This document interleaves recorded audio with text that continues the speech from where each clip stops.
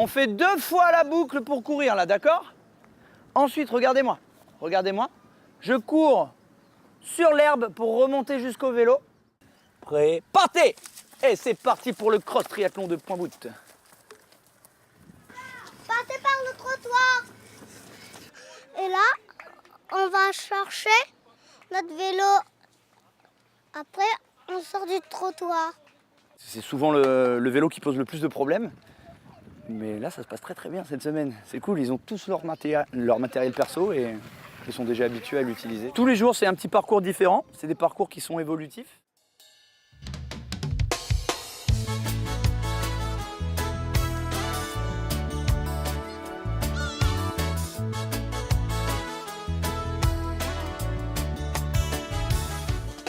L'objectif principal, c'est le plaisir. C'est voilà, que l'enfant s'épanouisse sur la semaine et qu'il prenne du plaisir. Et après, s'il a envie d'accrocher et qu'il se met à l'école de triathlon, nous, on va l'encadrer également et pour que peut-être ça devienne un champion. Mais ce n'est pas du tout l'objectif de départ. Je dois parcourir. On est tous des champions. Monsieur, vous êtes des champions. Vous êtes mes champions à moi? Si, on a chaud, c'est pour ça qu'on a des grosses bonbonnes d'eau et puis qu'on a inversé les groupes du coup. On a mis d'abord tout le monde en vélo, en trottinette et ensuite à la natation pour qu'ils puissent se rafraîchir et apprécier vraiment jusqu'au bout, quoi. Tu vas prendre ton sac, on va se mettre en maillot de bain, ma chérie.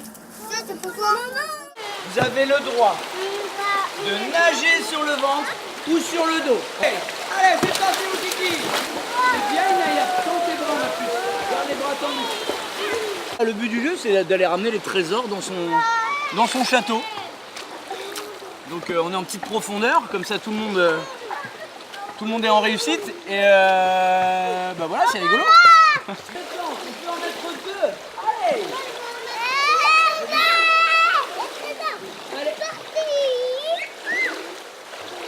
On fait quoi, Jérémy? Bah ouais, on fait quoi, Jérémy?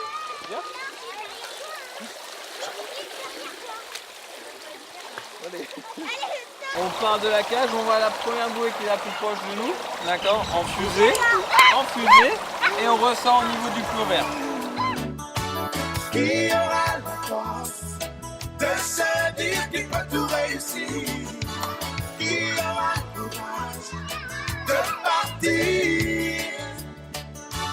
Qui aura le courage de partir sans faire un nom et un avenir? Pourquoi voter pour les primaires? Pour sélectionner qui sera le candidat de la gauche à l'élection présidentielle. Qui peut voter? Tout le monde peut voter, pas besoin d'être membre d'un parti. Il suffit d'être inscrit sur la liste électorale au 31 décembre 2016, de verser 100 francs par tour de scrutin et signer la charte d'adhésion aux valeurs de la gauche. Comment se passe le vote? Vous devez absolument vous déplacer dans un bureau de vote. Vous ne pouvez pas voter par Internet ni par correspondance.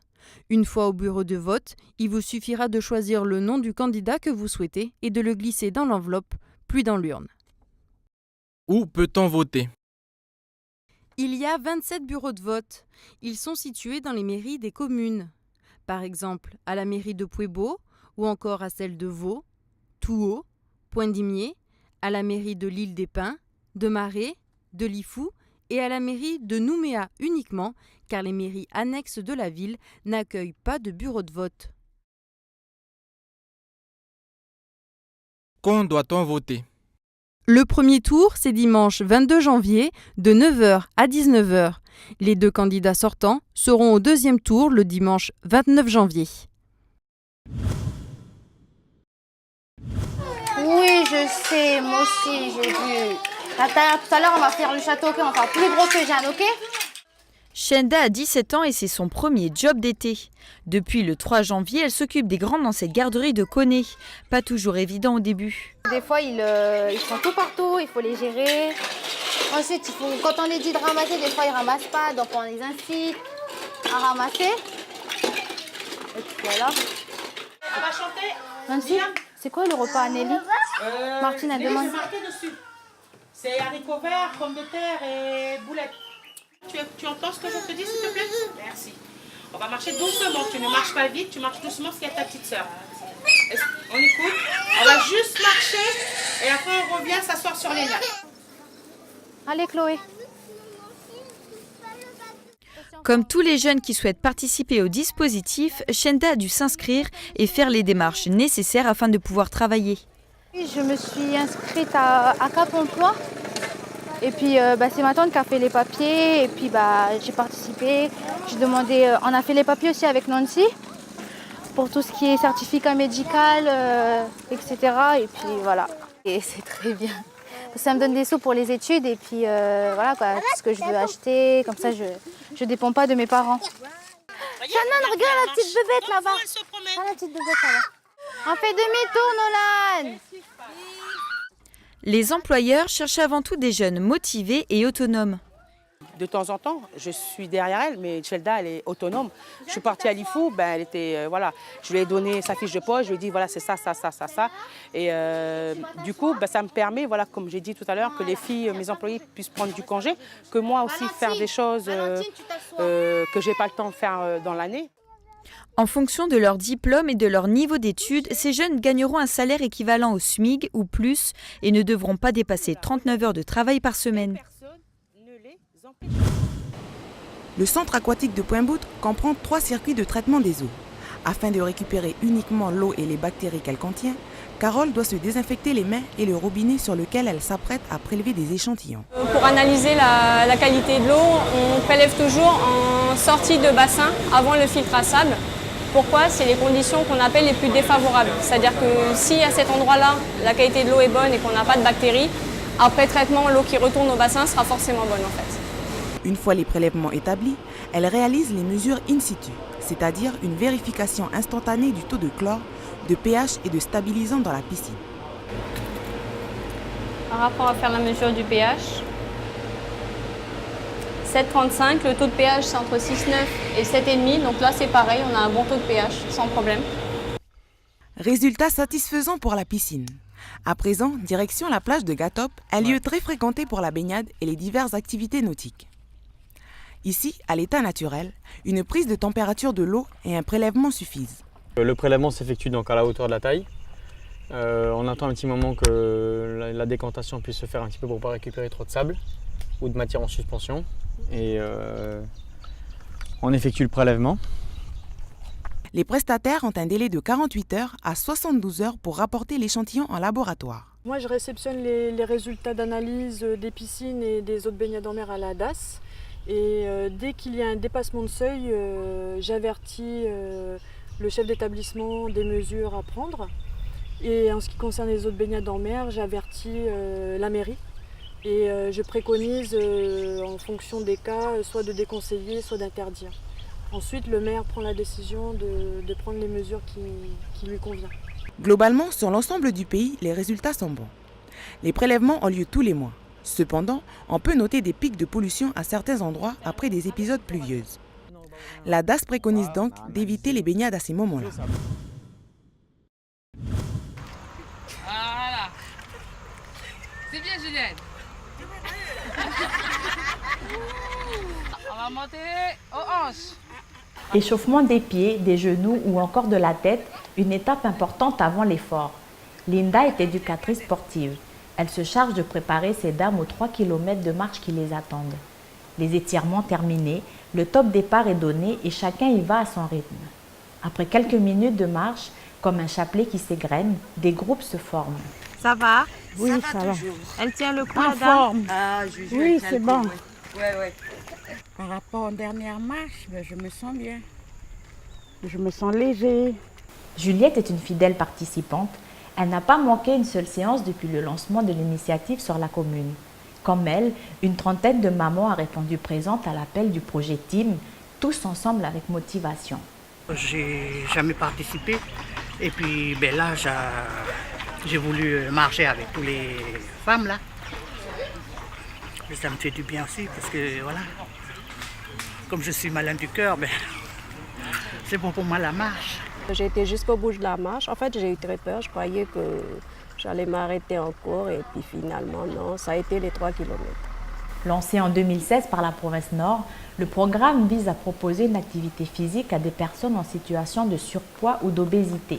Une initiative que Valérie souhaite voir évoluer. J'ai entendu parler de ce que faisait Poneriouin et on aimerait bien faire pareil, à savoir des petits jeux aussi qui concernent les aliments par exemple. Et l'année dernière, on avait fait avec la DASPS des ateliers culinaires. Donc cette année, on pense qu'on va refaire aussi.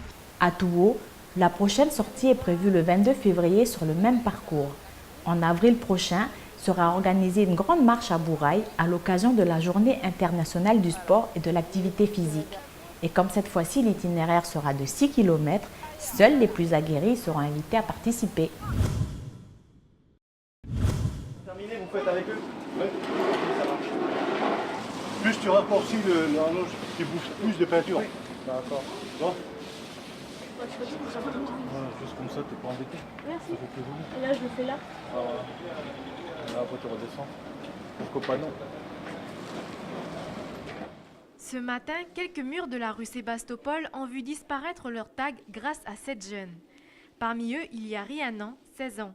C'est guidée par ces principes qu'elle intègre la brigade citoyenne. Depuis que je suis petite, ça m'a toujours répugnée. J'ai jamais aimé les tags, voir les déchets. Je trouvais ça sale et je trouve ça vraiment dommage parce qu'on a un beau pays. Et du coup, je me suis dit, je vais intégrer une équipe à la mairie, je vais prendre un job d'été et je vais voir ce que ça donne. En 1 heure, les tags ont disparu. Mais le travail n'est pas encore fini. Direction l'école Charles Bichon, située un peu plus haut.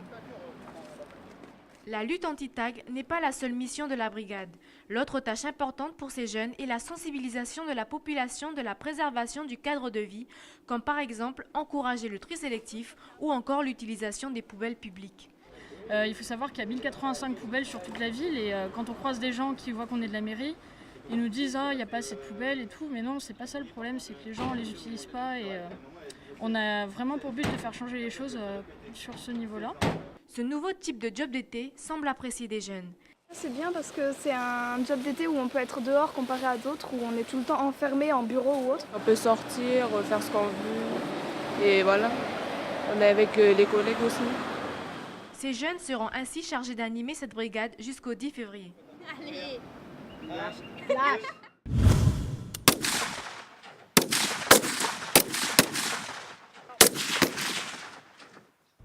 Julie a 16 ans et tire pour la première fois au FAMAS pour sa préparation militaire marine. Ça s'est très bien passé, c'est une découverte parce que j'ai jamais fait ça et c'est impressionnant quand même. Le plus difficile, de tirer et de viser parce que forcément on n'a pas l'habitude. Moi je pensais avoir plus mal, enfin j'ai pas eu mal justement, mais ça tire un peu vers en arrière. Numéro 7, c'est bon? C'est pas bouché là. C'est tout. C'est le numéro 3. Hein. C'est peut-être tes lunettes. Au-delà de la discipline et de la rigueur, les stagiaires découvrent ici les bases du métier de fusilier. Et avant tout, il faut veiller à la sécurité. En fin de compte, il y a des règles de sécurité qui leur ont été apprises. Donc en fait, on leur explique que, en gros, une arme n'est pas dangereuse, c'est juste la personne qui tient l'arme qui est dangereuse en fait. Voilà, entre la cible et la personne qui a l'arme, il faut qu'il y ait personne qui passe devant tout simplement. Ces jeunes passent par petits groupes et doivent tirer 15 cartouches chacun. Avant ces séances de tir, ils ont tous suivi des cours théoriques sur le sujet. On leur explique les différentes pièces et autres, ça commence comme ça, c'est petit à petit. Ensuite, ils sont allés hier à Ploum, du côté du RIMAP, pour faire un test, mais sur version électronique, c'est pas à balles réelles. On y va progressivement. Aujourd'hui, ils ont découvert à travers le tir un autre aspect du métier de marin, de quoi faire de nouvelles vocations avant la fin de leur formation le 2 février.